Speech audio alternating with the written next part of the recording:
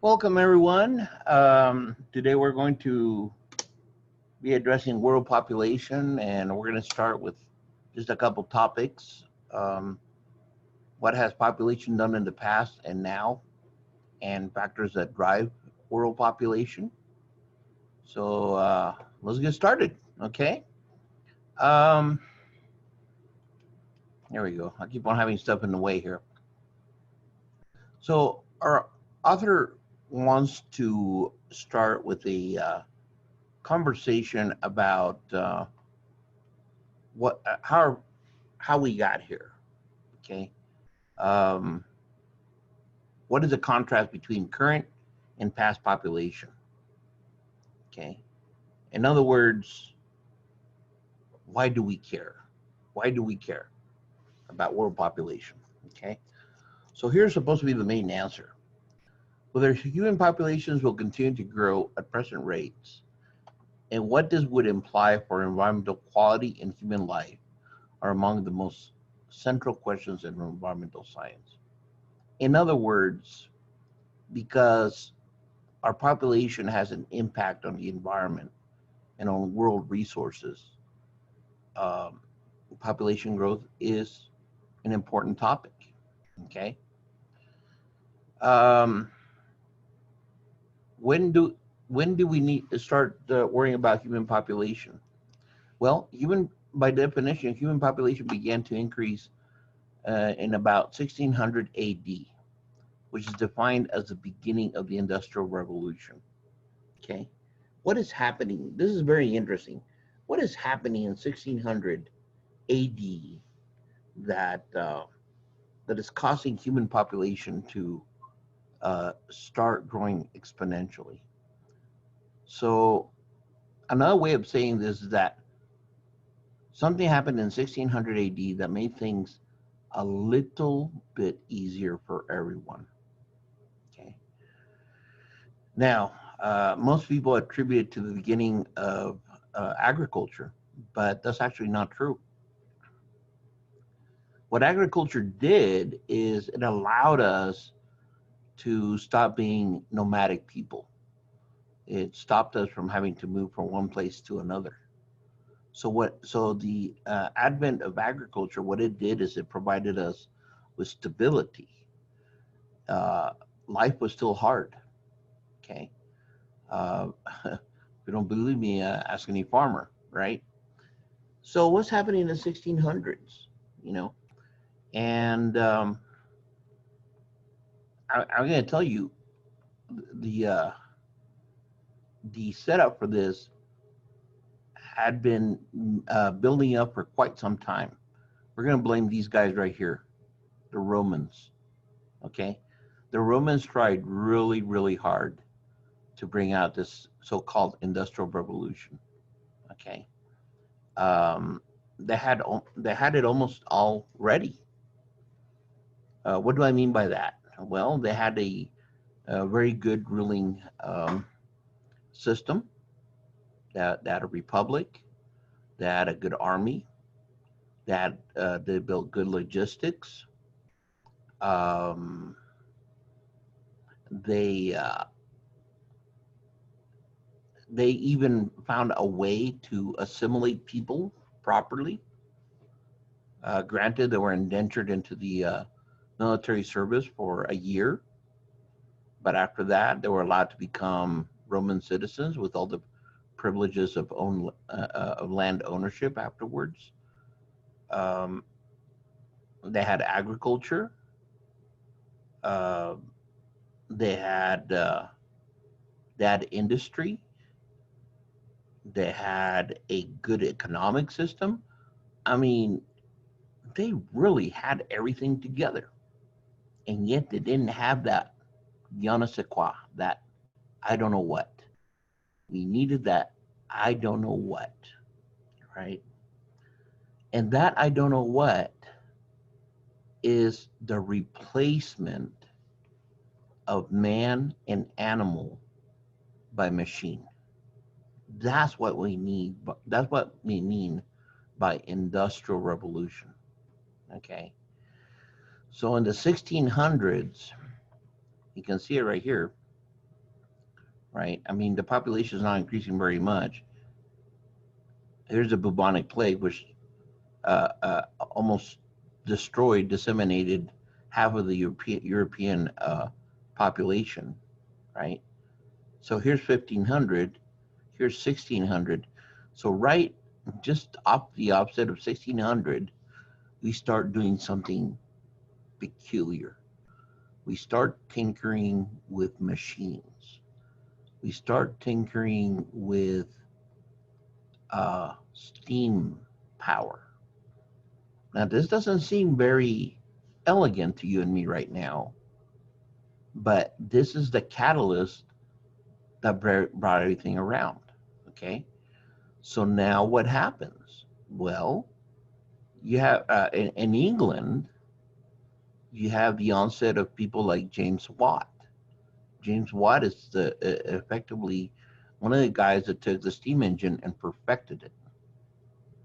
Well, didn't perfect it, but made it, optimized it. That's a better word. Optimized it. Okay. So what? Oh my gosh, the so what is incredible. The so what is incredible. As a consequence of the steam engine, now we had uh, trains. Okay. Being able to move uh, uh, ridiculous amounts of material throughout a continent on what, horses? Never going to happen. But on a train, the impossible became probable. Moving stuff from Europe to the United States and back because of steamships. Okay, on a sail ship, you can't depend on it. It's dependent on what the prevailing winds are going to tell it to do. But on a steamship, now you can actually have a pretty good idea of where you're going to end up and when. And then we started using it in agriculture. We started using machines to plow and sow our fields. Okay, and it sounds weird because it sounds like what we're doing is we're displacing people from work. But and at first that's probably the way that it was seen. But really, it is the liberation of people from work because now a machine can do the work of 1,000 people, or a machine can do the work of 1,000 horse or 1,000 oxen. The impossible. That is the beginning of the industrialization of the world. And so what happens? You can see what happens, right? Here's 1600s. We're doing okay. We're doing okay population wise, right? Over here we we're we're prey as much as we are predator. We're doing okay here, but as soon as we get those 1600 into the 1600s and machines start taking over, life becomes easy. And if you don't believe that life becomes easy, then how do you explain that we're at 8 billion people right now? Because this is 7.6 where we're at right now. 7.6 billion people. Okay? Incredible. So, about AD 1600, the beginning of the Industrial Revolution. It says it took 156 more years to get 3 billion in the 1960s. It took us only 12 years to add the 7th billion. The number of living humans tripled during the 20th century. Will it do so again in the 21st century? That is incredibly scary. Okay. So here's doubling times. Okay. So 5,000, and you don't have to get too picky with Cunningham.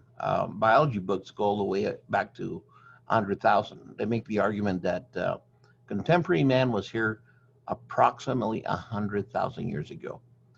We only have written civilization for the last 6,000, which is why Cunningham begins here. But we were around here for 100,000 years. Okay.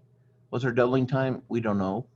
But starting at about 800 BC, our doubling time was only 4,200, then 600, then 1,400, 500, 200. Quite a bit of time, right? No big deal. 65 years, 51 years. Okay. 215 years. So our doubling time is decreasing. This is a mistake. I think this is supposed to say 21.5 years. Oh my goodness. 21.5 years. Okay. So you can see that the doubling time is decreasing significantly. To calculate the doubling time, take 70 years and divide it by the percent growth rate, and that'll give you your doubling time. So again, we're going to double by 2050, which would be able to double in 21 years. Let's hope not. Okay. Our author likes to introduce the Malthusian and Marxist concepts. Okay, they are contrasting concepts. So we cue Thomas Malthus. This guy did not believe much in humans.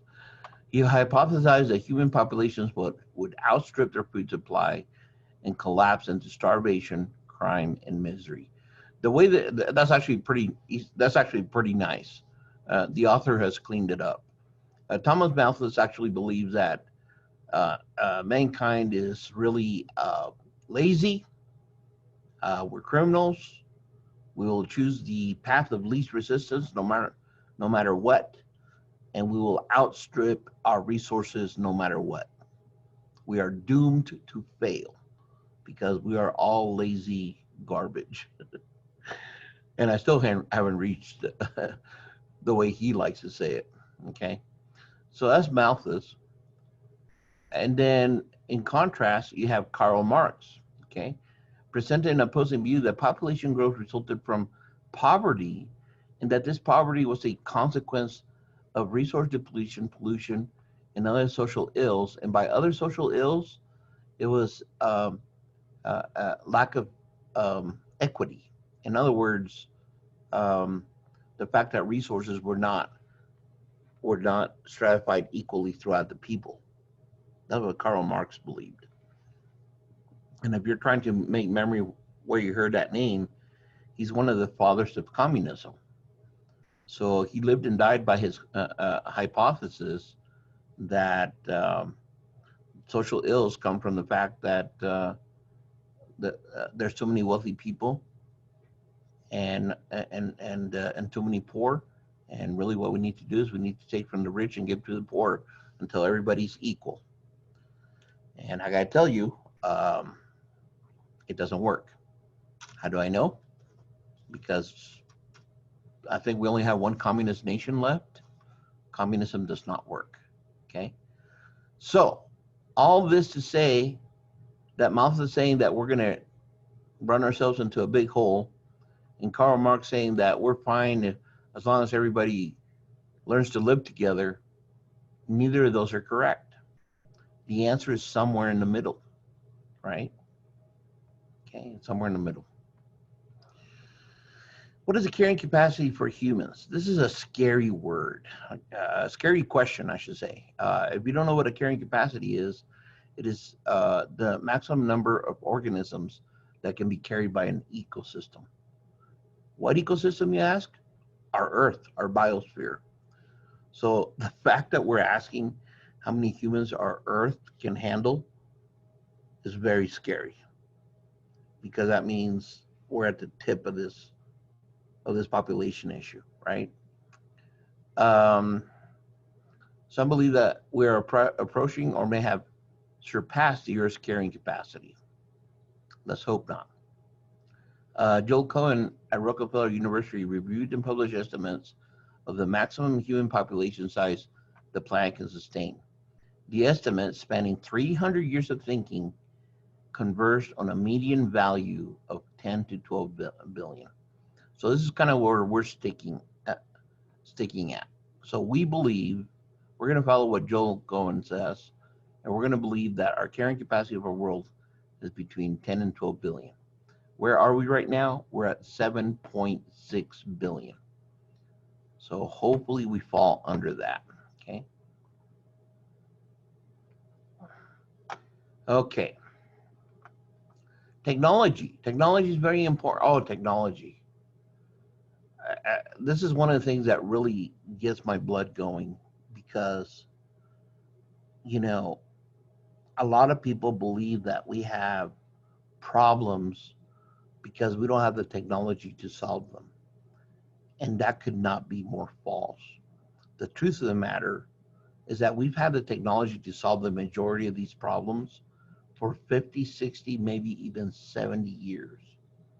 And we choose to not use the technology. So we are at fault. The technology has been there. We choose not to use it, you know. But optimists argue that Malthus was wrong in his predictions of famine and disaster 200 years ago because he failed into account for scientific and technical progress.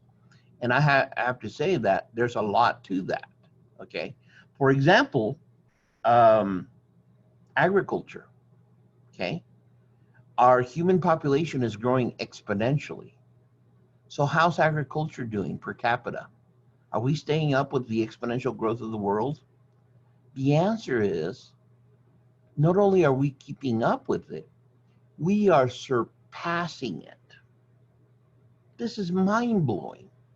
This means that even as population increases exponentially, instead of having less food for everyone, we are actually making more food for everyone. And this is all a consequence of technology. Okay? It says here, citizen progress in agricultural productivity, engineering, information technology, commerce, medicine, and sanitation have made it possible to support approximately 1,000 times as many people per unit area as was possible 10,000 years ago. You see that 1,000 times multiplier? That's a technology multiplier, okay? And so we seem to be of the opinion that we will continue to find technological solutions to our population issues, okay? So population, use, you know, so we're introducing what's called the impact formula, okay? IPAT. Impacts is equal to the population, how many people we have, the affluence, in other words, the wealth of those people, and the technology, okay? Obviously, an increase in population is bad. So population needs to go down. Affluence is bad. Affluence needs to be kept under control. And technology is good. This needs to go up, okay? Now, affluence, right? Let's say that you have a millionaire and they want to go to from Oregon to San Francisco. Did they go on the bus? No. Chances are they chances are they have a jet and use that jet to fly straight to San Francisco. That jet probably takes 30,000 gallons of fuel to get that guy to San Francisco. Congratulations, you jerk. You just used enough gas for 1,000 people for the next week. You know, affluence is a terrible thing. The very wealthy are the worst. They are the worst. They are the ones that are, I mean, it's almost like they're proactively trying to destroy our planet because they put absolutely no thought into what they're doing, you know. So affluence is a scary thing. The idea here with affluence is you want to make people wealthy enough that they have long, healthy lives, but not so wealthy that they destroy our beautiful world. Okay, population want to keep it down, and we want to maximize technology. So that's the iPad. Okay, so um, environmental impacts the product of our population size times the affluence level and the technology level. A family living an affluent lifestyle in the U.S. could cause greater environmental damage than a whole village of American hunters and gatherers. Think about that. As a matter of fact, there's some estimates out there. We're the United States. We are gluttonous. We're gluttonous, and we're a throwaway society. We should be ashamed of ourselves. There are estimates out there that says that an individual or a family in the United States will use as much as 8 times more resources as the next industrialized country. Now, I don't know if that's England, I don't know if that's Germany, but think about the next industrialized country in the world. That means that they're doing very well, and an American family will utilize as much as 8 times more than they will. It's terrible. Another way to estimate our environmental impact is to express our consumption choices in an equivalent amount of land required to produce goods and services. This gives us a number called our ecological footprint. This gets scary really quick, okay? Which estimates the relative amount of productive land required to support each of us. For example, forests, grasslands store carbon, protect watersheds, purify water, and provide wildlife habitat. By some estimates, our ecological footprint of our so-called carrying capacity is more than the surface area of the earth. So is this carrying capacity number accurate? I don't know. But if we don't have enough surface area on the earth to provide for everybody that's alive, something's wrong. Does that make sense? The ecological footprint of all humans cannot be greater than the surface of the earth. Okay, changing demography. Demography encompasses vital statistics about people such as births, deaths, and where they live, as well as total population size. So in other words, this is a study every aspect of human life, okay?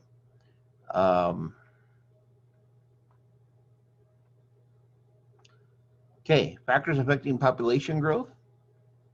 Fertility is important, obviously. Varies among cultures at different times. Mortality, of course, is important. Life expectancy, how long we're expected to live. And we have to contemplate that living longer is going to have social problems, okay? If you want to see the poster child for living long, we're looking at Japan. Who's next in line to be in trouble over longevity issues? It's us, the United States. And if you don't believe it, look at the where Social Security is at right now. Okay, when Social Security first got set up, you would have about 20 people putting money into it and one person taking out. Now it's about 1-to-1. One person is putting in and one person is taking out. That is an unsustainable model. So we can no longer support people because they are living longer than they should. That's an interesting problem to have. And we're not the first ones to have it. Japan is. Japan has the longest life expectancy of any country, and they're having troubles dealing with it. They're turning into a very old, wealthy country. Okay, total fertility rate. The total fertility rate, this is important for you to know, is the number of children born to an average woman in a population during her entire reproductive life. Okay, this varies depending on education, literacy, access to health, and of course, religion. Okay, so we're trying to, the whole purpose of the world population is that we're trying to reach this zero population growth. Okay, when is this achieved? This occurs when birth plus immigration in a population is just equal to death plus immigration. When we achieve that, we have achieved a zero population growth, which is what we're trying to do. Okay, it takes several generations of replacement level fertility to reach uh, zero population growth. What does this mean? This means that, first of all, what is replacement level fertility? Replacement level fertility means that you and your partner are only having 2 children. No, not 3, not 1, only 2. That way, when you and your significant other pass, there would be exactly 2 people replacing 2 people. That's replacement level fertility. So in replacement level fertility, we are allowed to have children. We're allowed to have 2 children, okay? But the point that the author is saying is that even if we were to choose to use replacement level fertility at this point, it would take many generations for the population to come down to a zero population growth. Okay. Fertility rates have declined dramatically in most regions of the world over the past 50 years. This is happening in the most industrialized countries. So we're talking about Japan, Australia, Singapore, the United States, etc. While the world as a whole still has an average fertility rate of 2.6. So that 0.6 is what's getting us in trouble still. Growth rates are now lower than at any time since World War II. Okay, so let's take a look at this. All right. This is our biggest poster child right here, Sub-Saharan Africa. So in the 1950s, we're talking about seven children per woman. Okay, that's quite a bit. That's a fertility. And since the 1980s, you can see that that's starting to fall. That's fantastic. Here's South Asia, starting at 6. You can see that it's been falling nicely. East Asia and Pacific. Here's Europe and Central Asia, only at 3. And as a matter of fact, Europe and Central Asia right now are at below replacement. Look at that. Do you see that? Below replacement. Look at the United States. The United States has been below replacement. The only reason that we are at 2 is because of immigration. And I got to tell you, we can't fall below that. If you do, it would be an economic disaster, okay? So the immigration right now is keeping us vibrant and healthy economically at a perfect 2, and that's kind of where you want to be. And let's take a look at the world. Look at the world. So at an average of 5, and we're going very nicely towards 2. So we're thinking that at 2050, we're not going to reach a plateau. We already know this because we looked at the population at the United Nations last week. Remember that? We're not going to reach a plateau, but we're going to be very close to 1, which is desirable. Okay, world's largest countries. You can see what's happening in 2010 versus 2050. So in 2010, the most populous countries were China, India, United States, right? Now we go to 2050, India. Look at India at 1628. India is really a place we have to keep our eyes on. It is a very dichotomous country. You have the very poor north, and you have the very wealthy south. The South demographically functions like an industrialized country, but the poor North demographically functions like a third world country. So India is incredibly dichotomous, and so this increase in population is predominantly in the north of the country. Okay, you have China, United States, of about 420 million. Right now, I think it's 380. Got 380 million, 420 in 2050. So this is why whenever we have a conversation about world population, we're always going to have a conversation about India, China, the United States, and who else? Who else? Sub-Saharan Africa. Sub-Saharan Africa. We cannot ignore them. Okay, lifespan is the oldest age to which a species is known to survive. I don't know what our lifespan is. I think it's slightly more than 100, incredibly. But the life expectancy is the average age that a newborn infant can expect to attain in a given society, okay? So this is cool, I love this, okay? So what this is doing is tethering life expectancy, okay? Here's the life expectancy versus per capita gross national product, okay? So as you can see here, if you're making, oh, I don't know, $380 a year in Burundi, your life expectancy is going to be only 40 years. Do you see that? Now let's look at the United States. What has the United States done? Well, for one thing, we're a lot wealthier. Our median is about $50,000 per capita per year. So we're a lot wealthier. But look at our life expectancy. 78, maybe 79.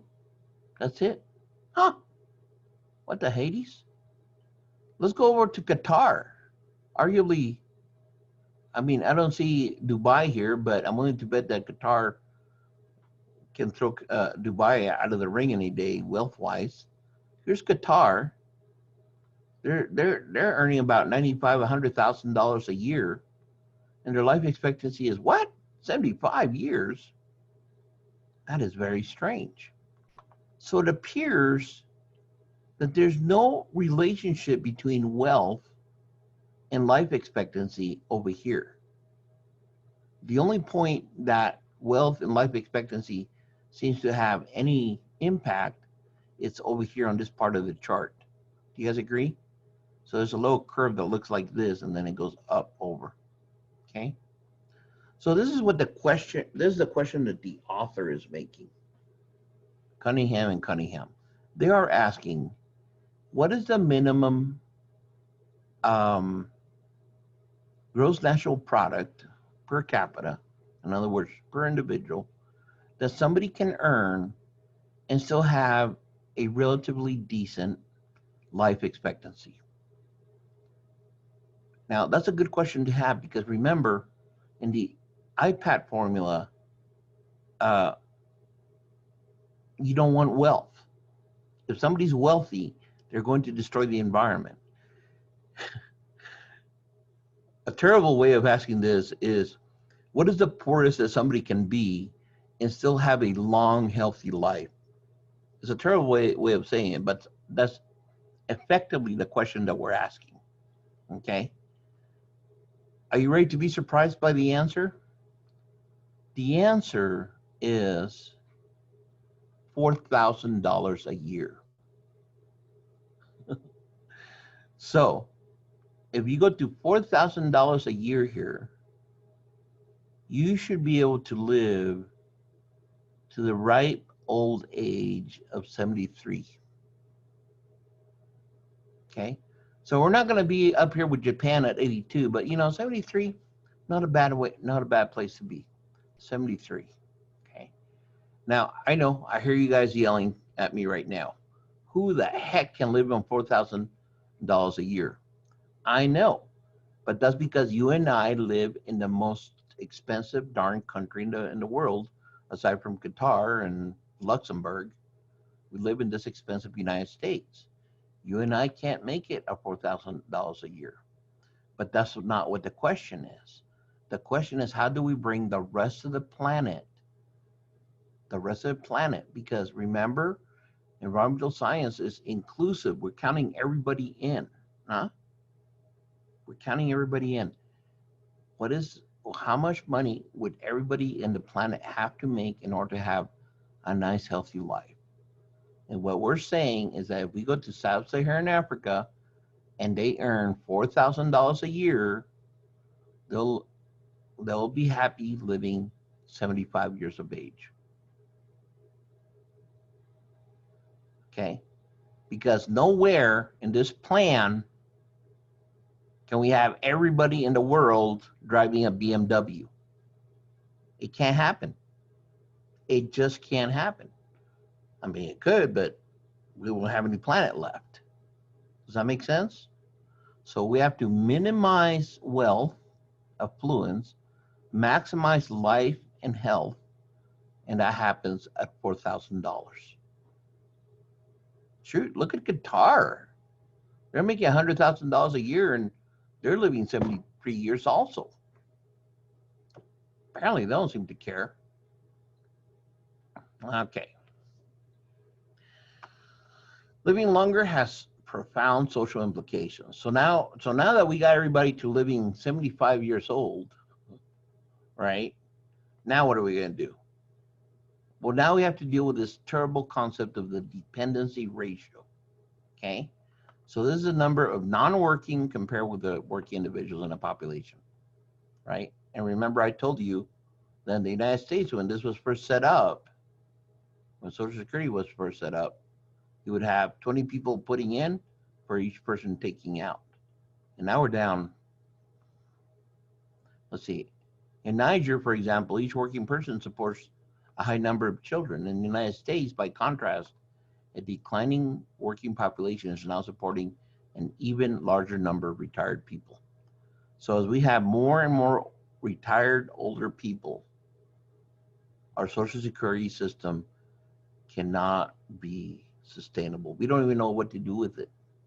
We have tried so many weird things. We have tried privatizing it. We have tried making it raise interest.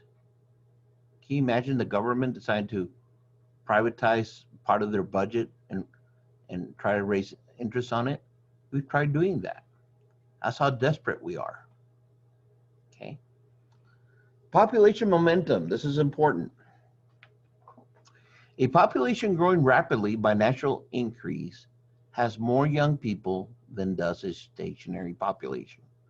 So, in other words, we're not talking about the United States, we're not talking about Japan, we're not talking Australia, Singapore, we're not talking about an old stationary population. We're talking about a young and growing. Who are we talking about? Sub-Saharan Africa, Northern India, South America, okay? So by natural increase has more young people than does a stationary population. One way to show these differences is to graph age, classes, and histogram. In Niger, which has growing at a rate of 3.9% per year in 2012, about half the population is in the pre-reproductive category. Even if total fertility rates fell abruptly, the total number of births and the population size would continue to grow for some years as these people enter reproductive age. An example of population momentum. Okay? So in other words, you're going to have all these people entering reproductive age, and as they seek to do replacement 2 for 2, you're going to have a population explosion. This is population momentum. Scary. Okay, So what we would be looking at is Niger. We have a large number of uh, boys and girls in the pre-reproductive era, and as soon as they enter the reproductive era, boom, it's going to blow up. Not going to happen in Sweden. They're stable there. Not going to happen in Singapore. This is declining. So you have a bunch of people in the reproductive era that may replace some people, but the base that is in the pre-reproductive area is very, very small. So when they enter here, that's not going to create a balloon. This is the scary histogram right here. Okay, so this is what we're going to see as time continues. The number of people 65 or older by 2050, we're going to end up with about 50% of the world population, and under 15, we're going to have a crossover at 20, and then we have more older people in the world than we're going to have younger people. Why is this a problem? Because we love grandpa, but he's not making any money. He's not working. Sissy is eventually going to get a job, and she's going to make money. But grandpa, he's retired. So it's up to you and me to make sure that grandpa has money, and there's not enough of you and me to give grandpa all the money that he needs. This is a problem. Okay, so we're going to stop right there. I hope I haven't bored you too much. Take a little break, go to the bathroom, go to the kitchen, grab your snacks or your pop, and we'll get started here in just a second again, okay? Let's see if I can stop this.